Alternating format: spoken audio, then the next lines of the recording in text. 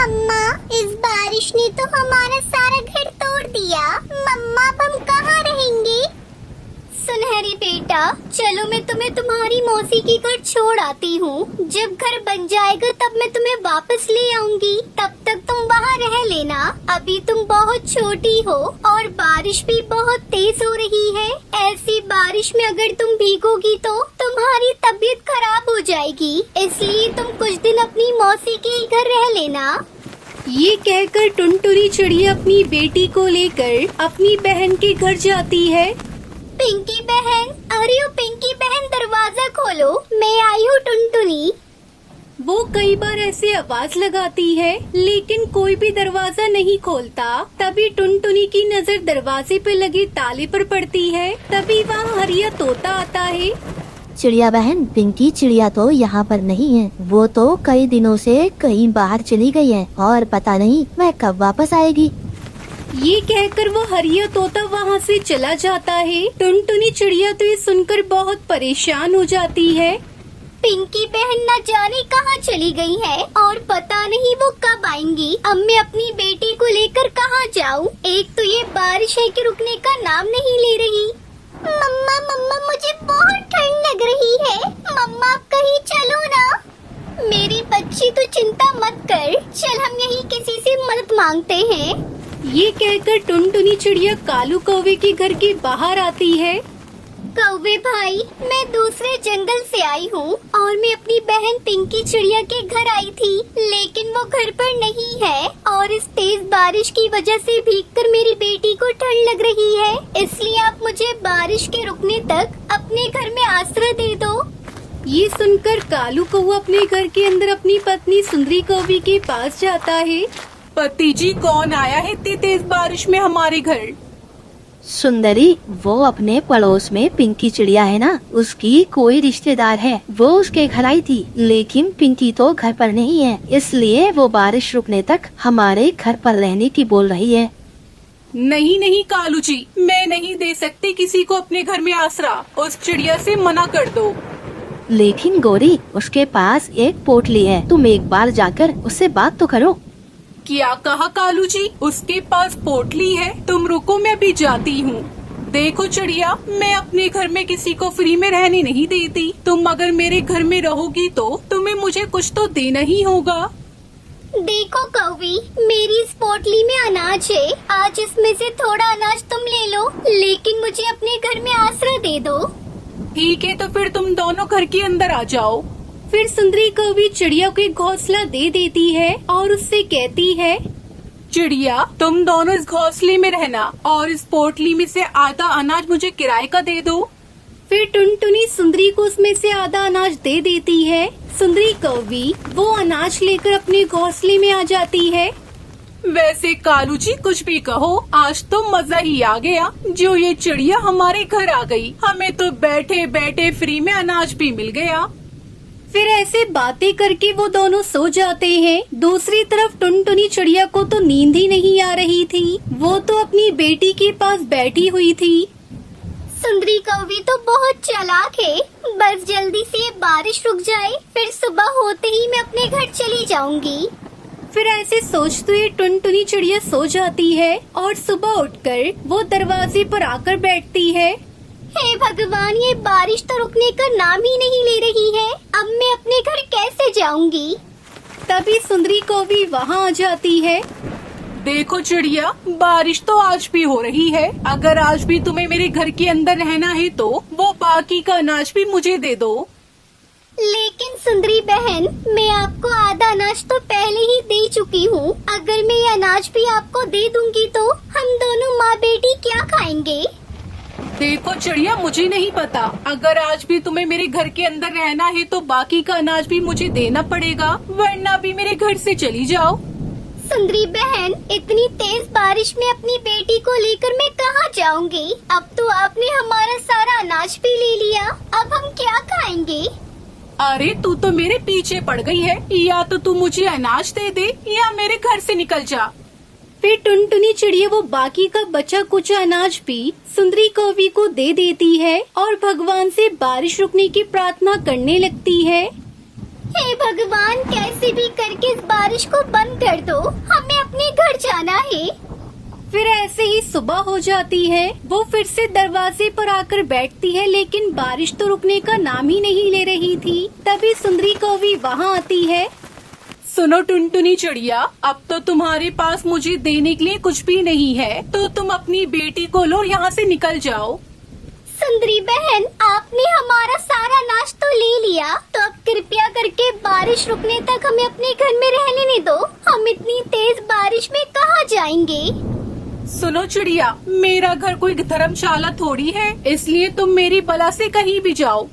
ये कहकर सुंदरी कौवी उन दोनों को घर से बाहर निकाल देती है। टुनटुनी चिड़िया अपनी बेटी के साथ बाहर बैठी बारिश में भीग रही थी। मेरी बच्ची, तुम परेशान मत हो, मैं कुछ न कुछ रास्ता जरूर निकाल लूंगी।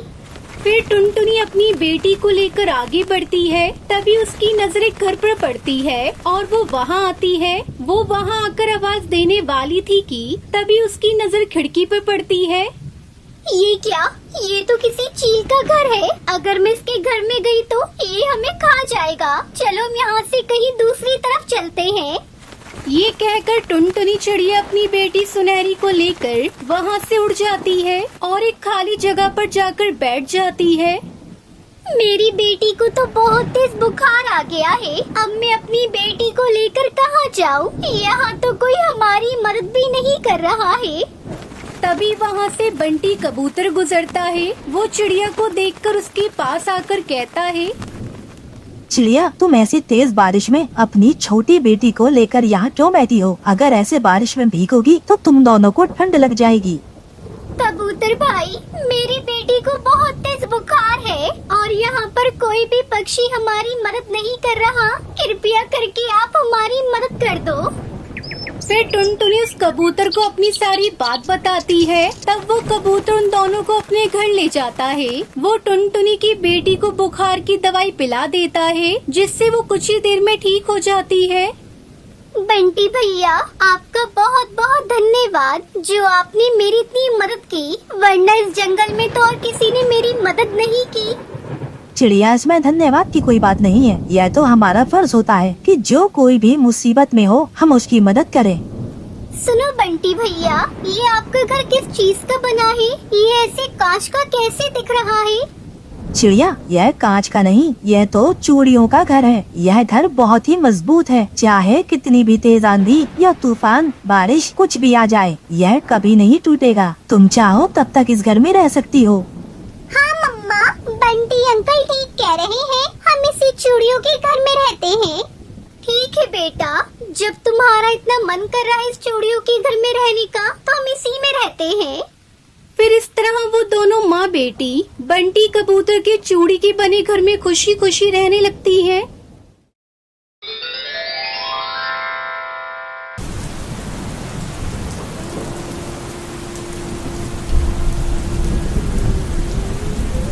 हिंदुस्तान में एक छोटा सा जंगल था। उस जंगल में टुनटुनी चिड़िया अपने माता पिता के साथ रहती थी। टुनटुनी की माँ टूनी चिड़िया चूड़ी बेचा करती थी और उसका पिता मजदूरी किया करता था। एक दिन टुनटुनी की मौसी उसके घर आती है। अरे ओ टुनटुनी दीदी, आपने टुनटुनी के लिए अच्छा रिश्ता बताने को बोला था ना। एक बहुत अच्छा रिश्ता मिला है। तुम चाहो तो टुनटुनी की शादी कर दो। बहुत बड़ा घराना है, उनके पास बहुत धन दौलत है। अपनी बेटी रानी बनकर रहेगी। लेकिन बबली बहन, उनका काम क्या है? क्या है? किस खानदान से हैं? तब तक आप लोग कमेंट पे बताएं 78 into 1 कितने होते हैं।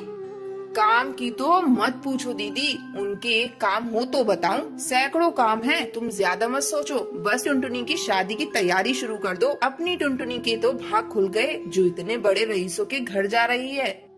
जल्दी टुनटुनी और कालू कौवे की शादी हो जाती है। शादी के अगले दिन टुनटुनी के साथ सुंदरी कौवी उसे आवाज लगाती है। अरे ओ महारानी, कितनी देर तक सोती रहेगी? सवेरा हो गया है, जल्दी से उठकर चाय नाश्ता बना कर ला। माँ जी, अभी बना कर लाती हूँ। तू कान खोलकर सुन ले, इस घर में तेरी हैसियत एक नौकरानी की है। सुबह उठकर अपने काम पर लग जाया कर। माँ जी, कल रात से कालू जी घर नहीं आए हैं। कहाँ है वो? दिखाई नहीं दे रहे हैं। तुझे उससे क्या मतलब? मेरा बेटा मॉडर्न है, मना रहा होगा कहीं अपने दोस्तों के साथ पार्टी। तुझे उसकी चिंता करने की कोई जरूरत नहीं। जब उसकी मर्जी होगी वो घर आ जाएगा। उसकी चिंता करने के लिए मैं अभी जिंदा हूँ। माँ जी कैसी बातें कर रही हैं? मैं उनकी पत्नी हूँ, उनकी चिंता मुझे होगी ना। मैंने तुझसे चाय नाश्ता बनाने को बोला था, जा जल्दी से बना कर ला। कल ही तो इस घर में आई है, अभी से हुक्म चलाना शुरू कर दिया। दुखी मन से टुनटुनी रसोई में चाय बनाने चली जाती है। रात को कालू शराब के नशे में धुत घर लौटता है। ये क्या कालू जी, आपने शराब पी रखी है? आपके मुंह से बदबू आ रही है। माँ, किस गवार से आपने मेरी शादी करा दी है? क्यों रे करमजली, तू मेरे बेटे से इस तरह से बात करेगी? तुझे कितनी बार बताना पड़ेगा कि तू इस घर में एक नौकरानी से बढ़कर कुछ भी नहीं। चल हट यहाँ से, मैं अपने बेटे को उसके कमरे में ले जाती हूँ।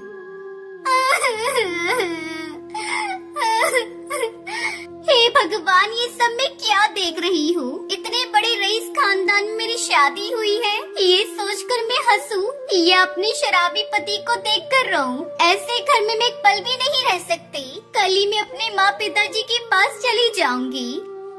अगले दिन ही टुनटुनी अपने मायके लौट आती है और सारी बात अपने माता पिता को बताती है। उसकी बातें सुनकर टुनटुनी की माँ उससे कहती है, बिटिया, अब तेरी शादी हो चुकी है। जैसा भी है अब वो तेरा ससुराल है। तेरे पिताजी कल तुझे लेकर ससुराल जाएंगे और तेरी इस गलती की माफी मांग लेंगे।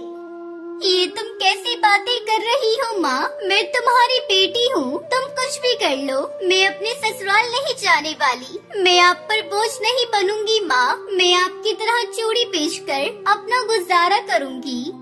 टुनटुनी बाजार में चूड़ी ले जाकर बेचने लगती है। चूड़ी ले लो चूड़ी, रंग बिरंगी चूड़ियाँ ले लो, कांच की चूड़ियाँ ले लो, सस्ती और रंग बिरंगी चूड़ियाँ ले लो चूड़ियाँ।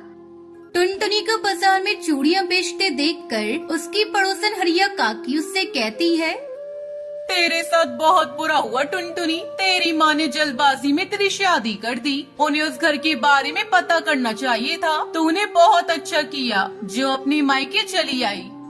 हाँ काकी, उस घर में घुट घुट कर मरने से अच्छा है कि मैं अपनी जिंदगी अपने तरीके से जीऊं, ना कि किसी की गुलामी कर कर। इस तरह टुनटुनी चिड़िया चूड़ी बेचकर खुशी खुशी रहने लगी।